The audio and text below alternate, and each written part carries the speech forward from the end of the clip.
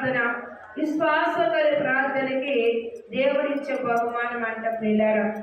ఒకటి, ప్రార్థనలో బలపడినప్పుడు దేవుడిని పేతురు గారు అడిగాడు. ఏమని అంటే, బోధకుడా, నిన్ను ఎమ్మడిస్తున్నాము కదా, మాకేంటి లాభం అన్నాడు.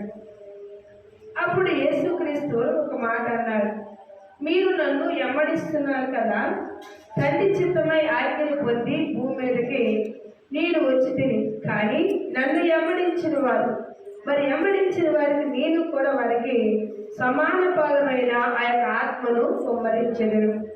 వారు ఈ భూమి మీద స్వతంత్రించుకుంటారు, పరలోకము వీటిని కూడా స్వతంత్రించుకుంటారు.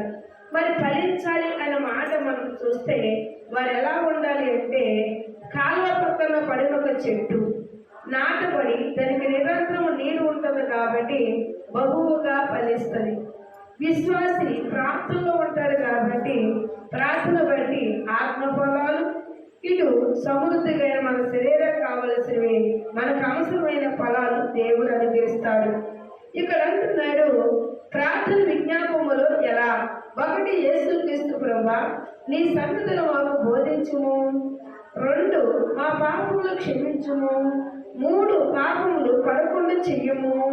4, నా వ్యాధి మాన్పుము.